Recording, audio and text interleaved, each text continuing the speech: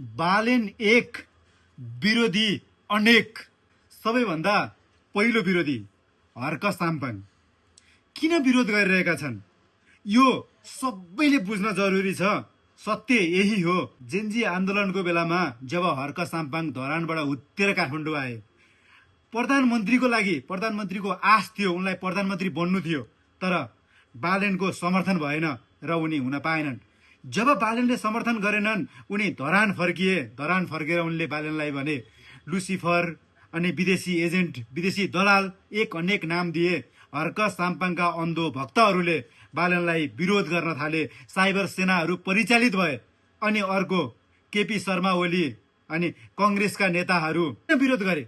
७७ जना जेन्जी कसले मारेको, कसको आदेशमा मारिएको? बालेनको त समर्थन मात्रै थियो, बालेनको कुनै हात छैन। बालेनले सफाई पनि पाइसके। केपी शर्मा ओली गएकै छैनन् आफ्नो बयान दिनको लागि।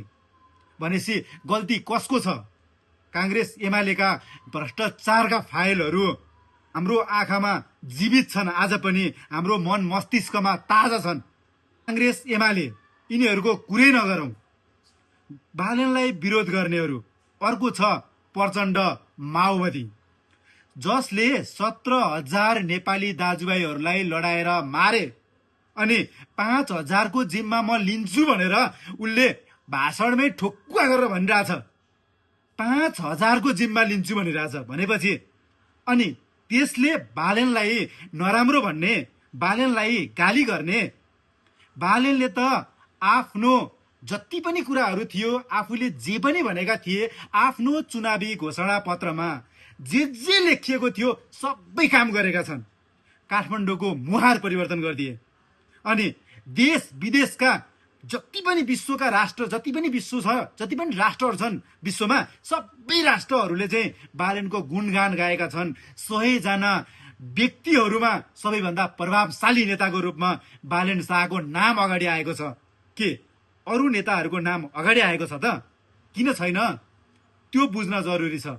बालेन्द्र शाह बालेन जसले काम गरिरहेको छ, दिन रात अगाडि खटिरहेको छ, यस्ता व्यक्तिलाई जिताउनको लागि हामीले घण्टी चिन्हमा मतदान गर्नै पर्छ।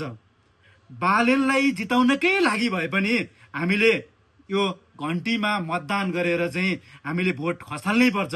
हेर्नुहोस्, सत्य, तथ्य, यथार्थ पचाउन अलिक गाह्रो हुन्छ। यही सत्य हो। बालेन भनेको एउटा सच्चा व्यक्ति हो, निडर व्यक्ति हो, जसमा एउटा यस्तो क्षमता छ, एउटा धेरै पछि एउटा युग पुरुष जन्मिन्छ। त्यो हो बालेन्द्र शाह बालेन।